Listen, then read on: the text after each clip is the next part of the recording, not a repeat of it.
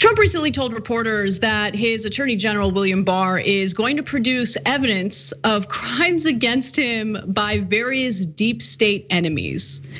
Donald Trumping again, more conspiracy theories and lunatic behavior. And he was asked, like, okay, well, where are you getting your information? What are your news sources? And here's his answer. What the Durham report is going to say, I can't tell you. But if they say half as much as I already know just from seeing it, you have people, I watch some of the shows. I watched Liz McDonald, she's fantastic. I watched Fox Business. I watched Lou Dobbs last night, Sean Hannity last night, Tucker last night, Laura. I watched Fox and Friends in the morning. You watch these shows. You don't have to go too far into the details. They cover things that are, it's really an amazing thing.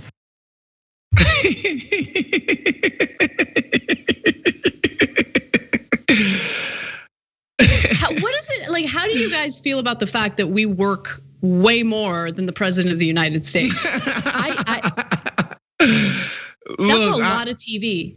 I was ready to come and crush the president here, but I had to sit back and observe my own media consumption behavior. And I have a similar addiction, but it's a YouTube one, and it's all cooking shows.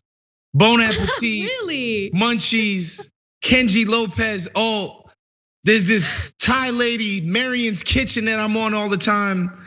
The list goes on, and Sam the cooking guy. The list goes on. I'm on this stuff all day, every single day. So it's tough for me to, cast judgment upon our dear leader when I'm doing the same with YouTube cooking shows, y'all.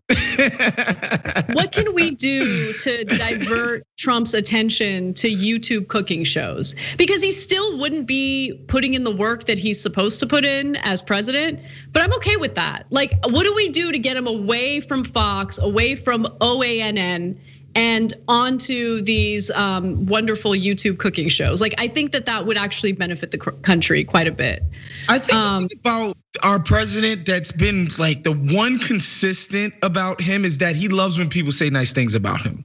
Like, that is his ultimate weakness. If you flatter him in any way, not like, oh, you're a great president. I love his attitude. I love like he just loves flattery more than anything. So I think if YouTube hosts started just randomly flattering the president, and somehow it got to his desk that the food community on YouTube, liked the cut of his jib. Maybe they didn't vote for him, but they liked the cut of his jib. I think you would find him watching those shows very often. He just likes hearing nice things about himself. Oh God, he's just such a pathetic man, like such a pathetic man. But you're right. I mean, and what's also terrifying about that is like dictators have recognized it and they play him like a fiddle, like Kim Jong-un. It blows my mind that on a daily basis, Trump is attacking communist China, but then simultaneously putting out all sorts of flowery language about Kim Jong-un, and but he also claims to be a communist, and he's also a brutal dictator who murders his own people. But it's okay, we fell in love because Kim Jong-un told him some nice things. Like, he wrote him a few beautiful love letters, and Trump is like, sold. You know what? I like this kind of communism. I'm in favor of it. Dude, and again, it's like, why is he on the phone with Bob Woodward? He just loves the idea that Bob Woodward wants to talk to him. That's it. Like, that he's saying the most incriminating shit possible, and he just loves the idea that, wow, Bob Woodward wants to talk to me. Me? Can you believe it, Anna? Woz, it goes further than that. He was under the assumption that Bob Woodward was gonna write like a glowing biography about him. Of course. He was shocked that didn't happen. He's like, wait a minute. He called Bob Woodward the 19th time. This is after he'd already finished his book. And he's like, hey, so what's gonna be in the book? It's gonna be great, right? And Woodward's like, it's gonna be tough. It's gonna be a tough book. And yeah, but it doesn't matter. Like, when it comes to his base, the one thing I agree on is it's not going to sway them one way or the other. No. But again, I stand by what I believe. I think Woodward had an obligation to release those tapes way earlier, because a lot of people were in the dark about the virus. Rational people who have been taking it seriously since being exposed to actual evidence of it.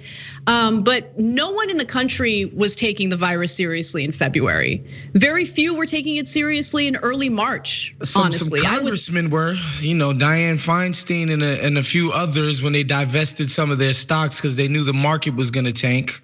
They took it seriously, but that's neither here nor there.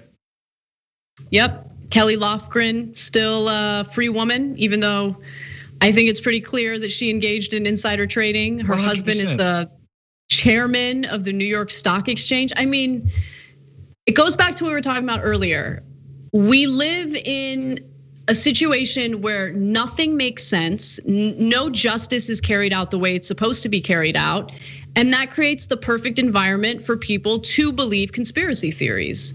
It allows for, a decentralized group of conspiracy theorists known as QAnon to thrive and grow. And, unless we really change the material conditions that people are living under, unless we actually value the justice that our process, our system claims to value, we're gonna see more and more strange behavior, more and more violence, more and more conspiracy theories. And I don't know, things seem pretty dire. I hate leaving it there, but it's just the truth. Thanks for watching the Young Turks, really appreciate it. Another way to show support is through YouTube memberships. You'll get to interact with us more. There's live chat emojis, badges. You've got emojis of me, Anna, John, JR. So those are super fun. But you also get playback of our exclusive member-only shows and specials right after they air. So all of that, all you gotta do is click that join button right underneath the video. Thank you.